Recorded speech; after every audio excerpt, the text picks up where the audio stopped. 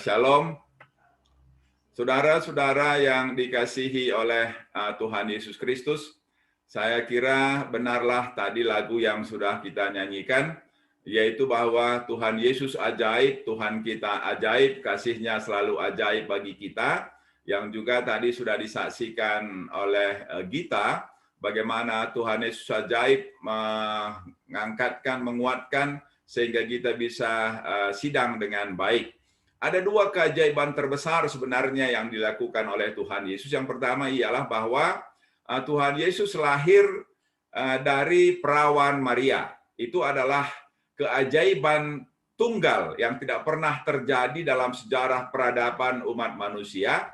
Dan yang kedua ialah Tuhan Yesus bangkit dari antara orang mati. Itu pun adalah keajaiban yang juga tidak pernah terjadi. Kita bisa memang mendengar ada cerita dari agama-agama timur kuno, tetapi itu cerita yang artinya tidak ada yang menyaksikan, tidak ada bukti, hanya diyakini oleh sekelompok orang. Sedangkan kita tahu bahwa kebangkitan Tuhan Yesus bukan hanya diketahui oleh orang yang percaya kepadanya, bukan hanya oleh muridnya, tapi dalam sejarah kerajaan Romawi pun diceritakan bahwa Tuhan Yesus itu disalibkan mati, tapi kemudian bangkit, hilang dari antara orang mati, hilang dari kuburan. Dan karena itulah dua keajaiban itulah yang menjadi dasar keyakinan iman kita. Dan tentu yang ketiga ialah Tuhan Yesus selalu dengan cara yang ajaib menolong kita. Dan hari ini itulah tema kita, yaitu Tuhan Yesus dengan ajaib memulihkan iman yang pudar kembali berkobar. Tuhan Yesus dengan cara yang ajaib memulihkan iman yang pudar kembali berkobar. Bagian firman Tuhan yang mendasarinya yaitu dari Lukas pasal 24 ayat 13 sampai dengan ayat 35. Saya akan membacakannya bagi jemaat sekalian. Demikianlah firman Tuhan dari Lukas 24 ayat 13 sampai dengan 35. Pada hari itu juga, dua orang dari murid-murid Yesus pergi ke sebuah kampung bernama Emmaus, yang terletak kira-kira 7 mil jauhnya dari Yerusalem, dan mereka bercakap-cakap tentang segala sesuatu yang telah terjadi. Ketika mereka sedang bercakap-cakap dan bertukar pikiran, datanglah Yesus sendiri mendekati mereka, lalu berjalan bersama-sama dengan mereka. Tetapi ada sesuatu yang menghalangi mata mereka sehingga mereka tidak dapat mengenal Dia. Yesus berkata kepada mereka, "Apakah yang kamu percakapkan sementara kamu berjalan?" Maka berhentilah mereka dengan muka muram. Seorang dari mereka namanya Kleopas menjawabnya, "Adakah engkau satu-satunya orang asing di Yerusalem yang tidak tahu apa yang terjadi di situ pada hari-hari belakangan ini?" Katanya kepada mereka, "Apakah itu?" Jawab mereka, "Apa yang terjadi dengan Yesus orang Nazaret? Dia adalah seorang nabi yang berkuasa dalam pekerjaan dan perkataan di hadapan Allah dan di depan seluruh bangsa kami. Tetapi imam-imam kepala dan pemimpin-pemimpin kami telah menyerahkan dia untuk dihukum mati dan mereka telah menyalibkannya. Padahal kami dahulu mengharapkan bahwa dialah yang datang untuk membebaskan bangsa Israel. Tetapi sementara itu telah lewat 3 hari sejak semuanya itu terjadi, tetapi beberapa perempuan dari kalangan kami telah mengejutkan kami. Pagi-pagi buta mereka telah pergi ke kubur dan tidak menemukan mayatnya. Lalu mereka datang dengan berita bahwa telah kelihatan kepada mereka malaikat-malaikat yang mengatakan bahwa ia hidup. Dan beberapa teman kami telah pergi ke kubur itu dan mendapati bahwa memang benar yang dikatakan perempuan-perempuan itu, tetapi dia tidak mereka lihat.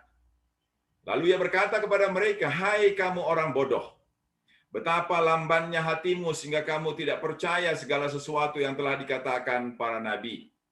Bukankah Mesias harus menderita semuanya itu untuk masuk ke dalam kemuliaannya?" Lalu ia menjelaskan kepada mereka apa yang tertulis tentang dia dalam seluruh kitab suci, mulai dari kitab-kitab Musa dan segala kitab nabi-nabi. Mereka mendekati kampung yang mereka tuju lalu berbuat seolah-olah hendak meneruskan perjalanannya. Tetapi mereka sangat mendesaknya, katanya, "Tinggallah bersama-sama dengan kami sebab hari telah menjelang malam dan matahari hampir terbenam." Lalu masuklah ia untuk tinggal bersama-sama dengan mereka. Waktu ia duduk makan dengan mereka, ia mengambil roti, mengucap berkat, lalu memecah-mecahkannya dan memberikannya kepada mereka. Ketika itu terbukalah mata mereka dan mereka pun mengenal dia, tetapi ia lenyap dari tengah-tengah mereka. Lalu kata mereka seorang kepada yang lain, bukankah hati kita berkobar-kobar ketika ia berbicara dengan kita di tengah jalan? Dan ketika ia menerangkan kitab suci kepada kita? Lalu bangunlah mereka dan terus kembali ke Yerusalem. Di situ mereka mendapati ke-11 murid itu. Mereka sedang berkumpul bersama-sama dengan teman-teman mereka. Kata mereka itu, sesungguhnya Tuhan telah bangkit dan telah menampakkan diri kepada Simon. Lalu kedua orang itu pun menceritakan apa yang terjadi di tengah jalan dan bagaimana mereka mengenal dia pada waktu ia memecah-mecahkan roti.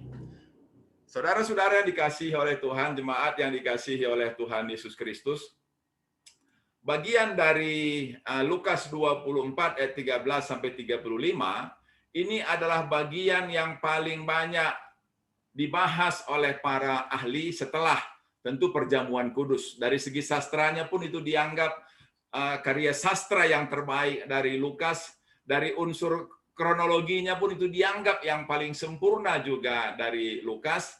Sehingga kemudian pada masa yang lalu banyak lukisan-lukisan selain tentu lukisan perjamuan kudus, lukisan-lukisan tentang bagaimana mereka bertiga berjalan, bagaimana kemudian mereka mengajak Tuhan masuk ke rumah itu, bagaimana kemudian mereka bertiga makan di rumah itu untuk menggambarkan betapa peristiwa perjalanan ke Emmaus, atau kemudian ada juga yang menafsirkannya sebagai evolusi iman. Tetapi hari ini saya ingin mengajak kita dengan melihat dengan tema bahwa dengan ajaib Tuhan memulihkan iman yang pudar kembali berkobar. Mengapa? Karena kita tadi melihat bahwa ketika masih hari pertama, dua orang murid imannya sungguh-sungguh sudah mengalami kepudaran, sehingga mereka melarikan diri dari Yerusalem kembali ke kampung halaman mereka, ke Emmaus. Itu kira-kira 11 km jauhnya. Mereka ingin kembalilah karena mereka beranggapan mereka sudah kalah. Tetapi kemudian Tuhan menjumpai mereka, dan dalam perjumpaan itu nanti kita akan melihat bagaimana kemudian Tuhan memulihkan kembali iman yang memudar itu menjadi berkobar, sehingga mereka berani kembali datang ke Yerusalem menghadapi segala macam risiko yang ada di Yerusalem, termasuk risiko kematian. Inilah yang kemudian saya sebutkan bagaimana Tuhan dengan ajaib memulihkan iman yang memudar kembali berkobar. Dan barangkali inilah juga yang bisa terjadi pada kita di tengah-tengah masa pandemi ini, ataupun kalaupun bukan pandemi, dengan berbagai-bagai pengalaman dan persoalan kehidupan bisa membuat iman kita memudar, semangat kita berkurang. Tapi hari ini kita mau belajar bahwa Tuhan Yesus tidak akan membiarkan terus-menerus iman kita memudar. Dia akan berinisiatif menjumpai kita, menjamah hati kita, sehingga iman yang memudar itu akan diubahkannya menjadi iman yang berkobar. Itulah yang harus kita imani dan harus kita percayai, karena saudara-saudara, betapa tidak mudahnya menjalani kehidupan ini, apalagi ada masalah-masalah eksternal seperti pandemi, ada krisis ekonomi, tetapi kita percaya Tuhan Yesus mengasihi kita dan Dia akan mengobarkan kembali semangat atau iman kita yang mulai memudar. Mari kita melihat bagian-bagian dari firman Tuhan yang tadi sudah kita baca. Saudara-saudara yang dikasihi oleh Tuhan, pada ayat 13 dikatakan pada hari itu juga dua orang murid pergi ke Emmaus.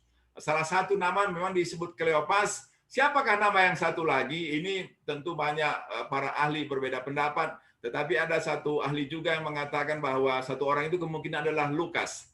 Sehingga sebenarnya Kleopas dan Lukas lah yang pergi ke Emmaus itu. Barangkali ini bisa dipercaya karena ini cara Lukas untuk mengidentifikasi dirinya dengan tidak menyebut namanya.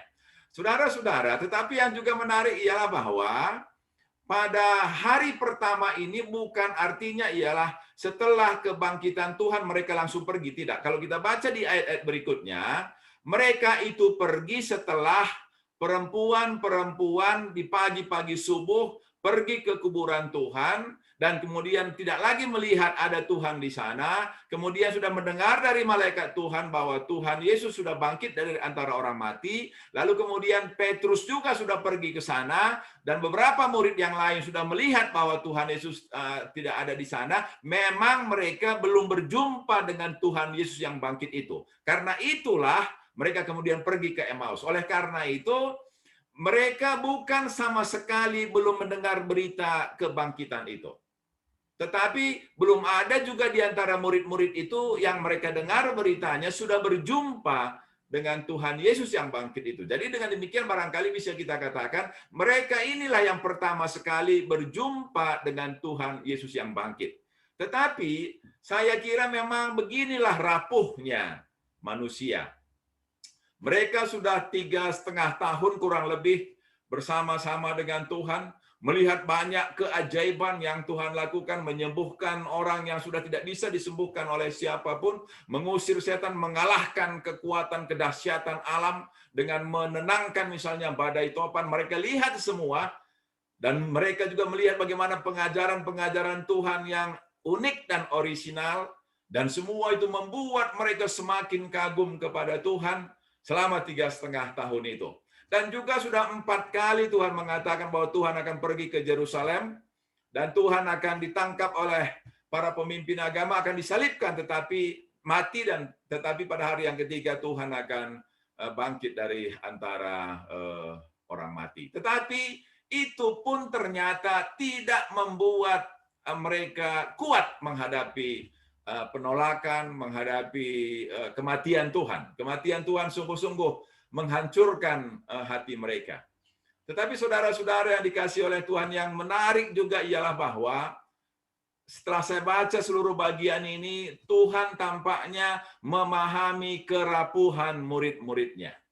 Tuhan memaklumi kerapuhan murid-muridnya, dan juga memahami dan memaklumi kerapuhan kita. Kalaupun barangkali kita dari kecil sudah menjadi orang yang percaya, tetapi sering sekali misalnya iman kita memudar, semangat kita memudar, kerajinan kita memudar.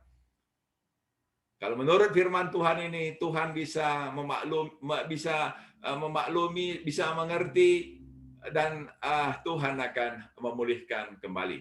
Itulah yang kita lihat, saudara-saudara yang dikasihi oleh Tuhan, ketika ayat ke-15 firman Tuhan katakan, ketika mereka sedang bercakap-cakap dan bertukar pikiran, datanglah Tuhan Yesus sendiri mendekati mereka. Ini berarti inisiatif Tuhan. Inisiatif Tuhan mendekati, mendatangi, menjumpai murid-murid yang meninggalkan pelayanan, yang meninggalkan palagan atau medan perjuangan, yang meninggalkan Yerusalem, kembali ke rumah mereka, kembali ke kampung halaman mereka, kembali ke dunia lama mereka. Tuhan mendatangi mereka, Tuhan menjumpai mereka, Tuhan mendekati mereka. Oh, dan ini yang bagi saya keajaiban Tuhan. Tuhan tidak hanya menuntut, tetapi Tuhan tahu betul kerapuhan murid-muridnya. Oleh karena itulah, karena kematian Tuhan menghancurkan hati murid-murid, menggoncangkan iman mereka, memudarkan iman mereka, maka Tuhan yang bangkit itu datang sendiri. Itu kata yang dipakai oleh Lukas. Datang sendiri dan mendekati mereka.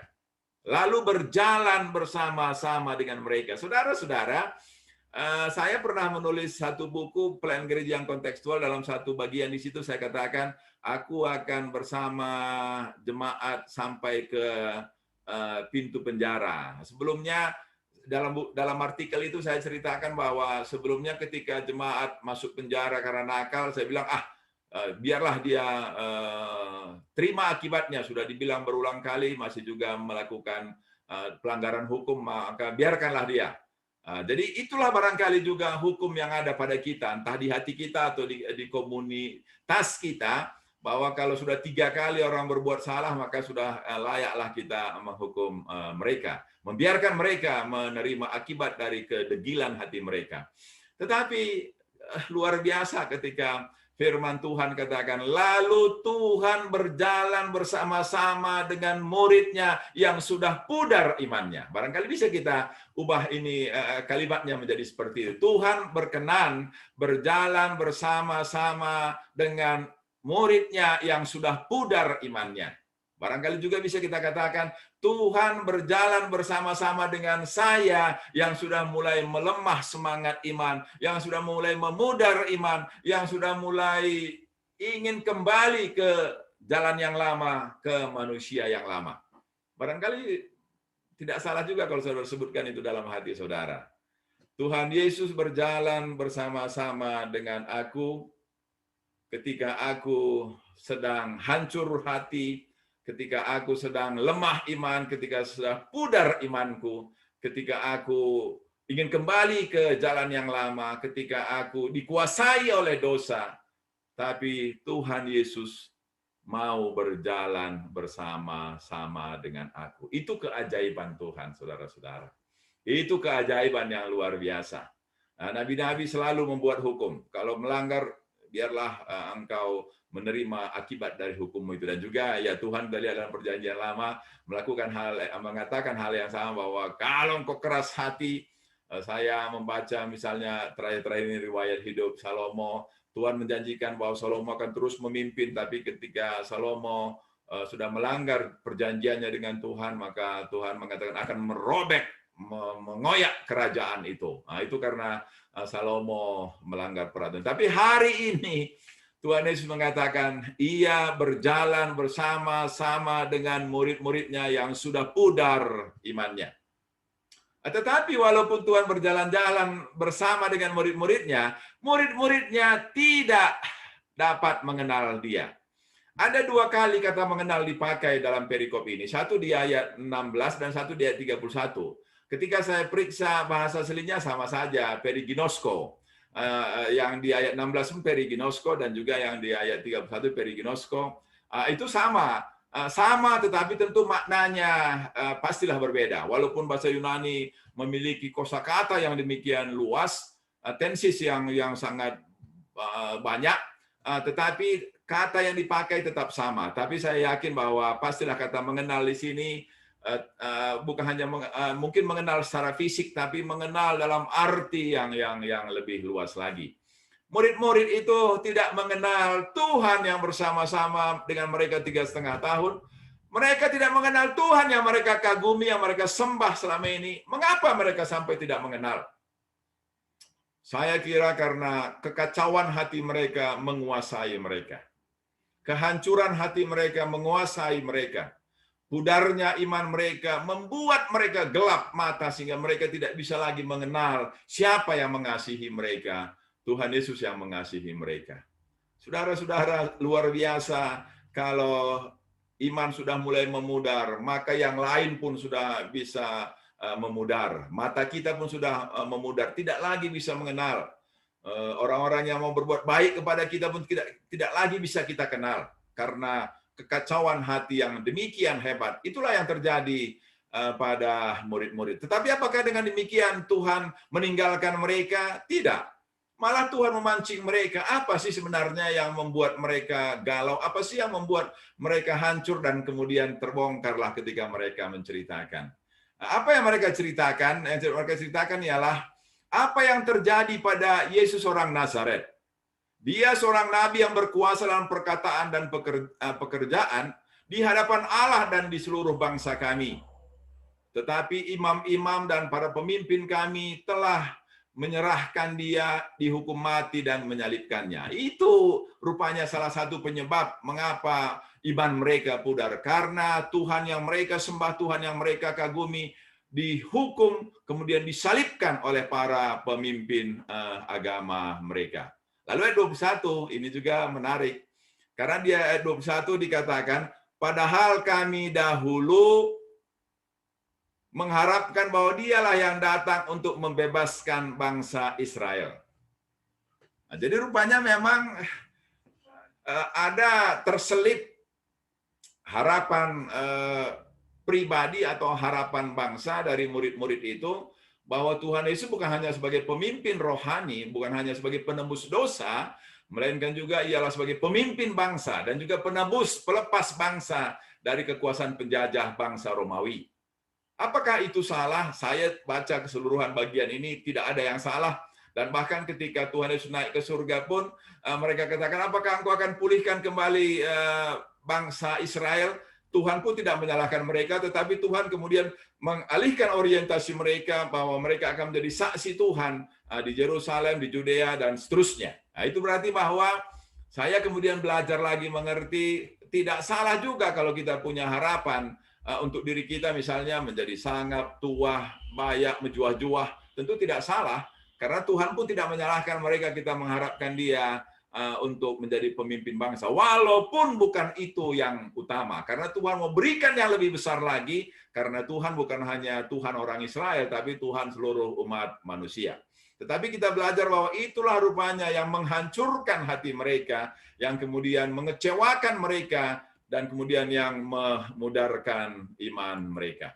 Saudara-saudara yang dikasihi oleh Tuhan Yesus Kristus, kita melihat bagaimana kemudian murid-murid ini di tengah-tengah kegalauan mereka menceritakan kegalauan itu kepada Tuhan Yesus, dan juga menceritakan bahwa sebenarnya teman-teman mereka sudah melihat Tuhan, sudah melihat kuburan yang kosong itu, tapi belum melihat Tuhan yang bangkit itu. Karena itulah apa yang kemudian Tuhan katakan di ayat 25. Tuhan katakan ialah, hai kamu orang bodoh. Itu yang Tuhan katakan ya. Hai kamu orang bodoh, betapa lambannya hatimu, sehingga kamu tidak percaya segala sesuatu yang telah dikatakan para nabi. Nah, itu yang dikatakan oleh Tuhan Yesus pada ayat yang ke-25. Saudara-saudara yang dikasihi oleh Tuhan Yesus Kristus, apakah ini satu kecaman kepada mereka?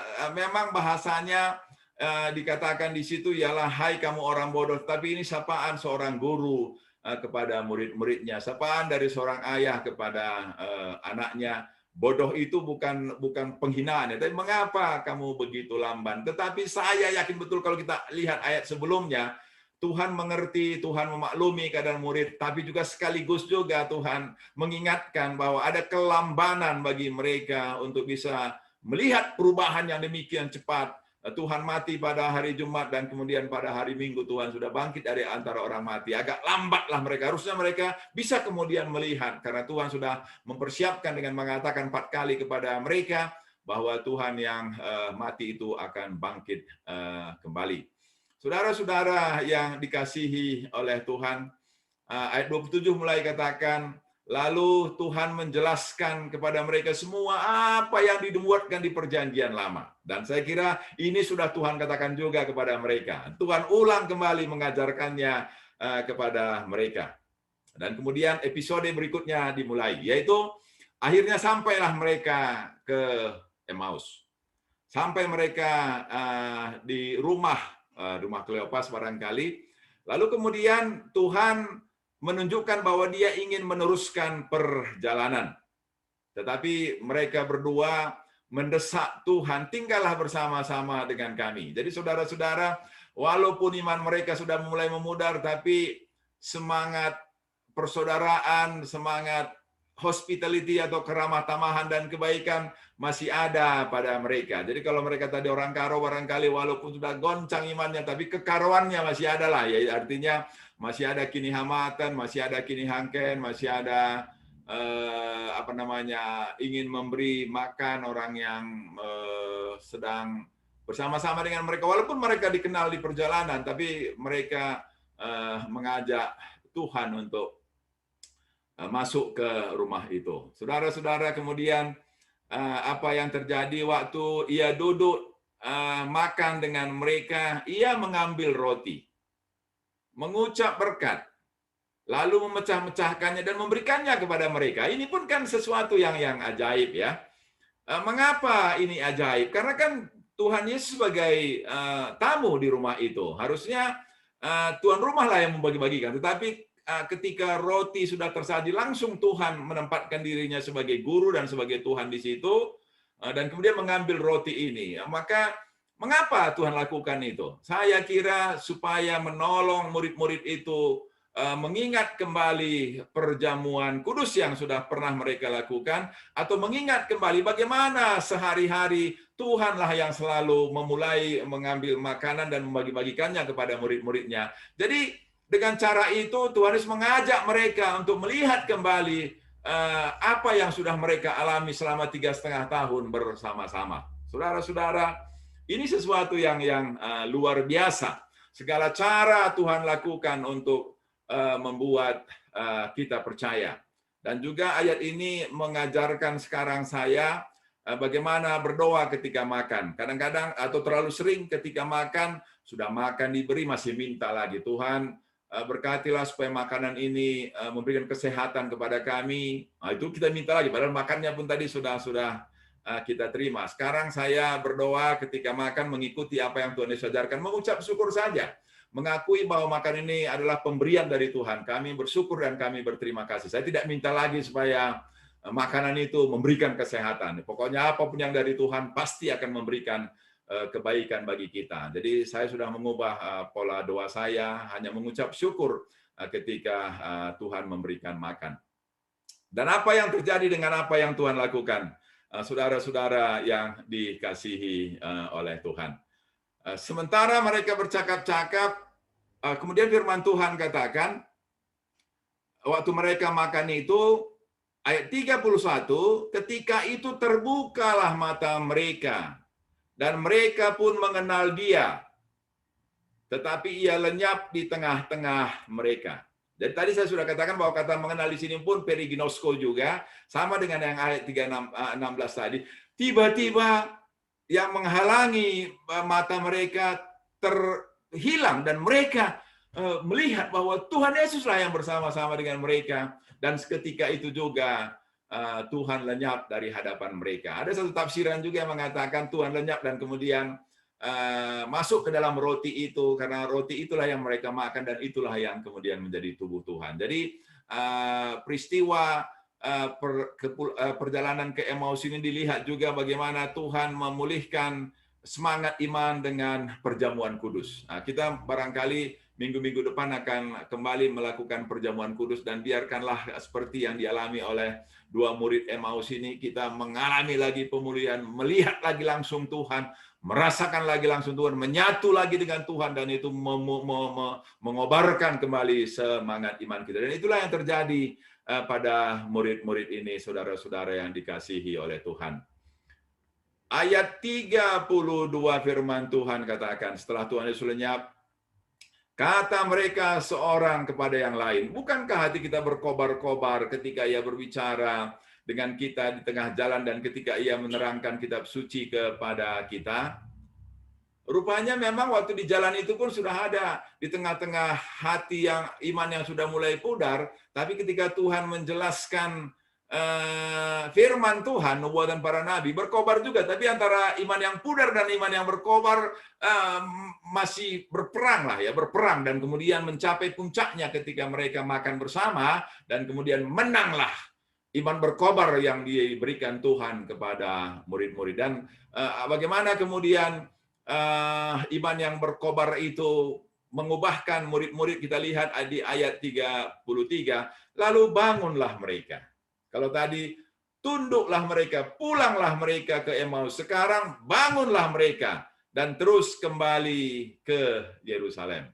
Terus kembali ke Yerusalem, terus menjumpai Tuhan, terus bersaksi bagi nama Tuhan, terus memuliakan nama Tuhan, terus berani menghadapi segala risiko iman, terus berani menghadapi segala konsekuensi iman, terus berani menghadapi segala harga untuk hidup di dalam iman.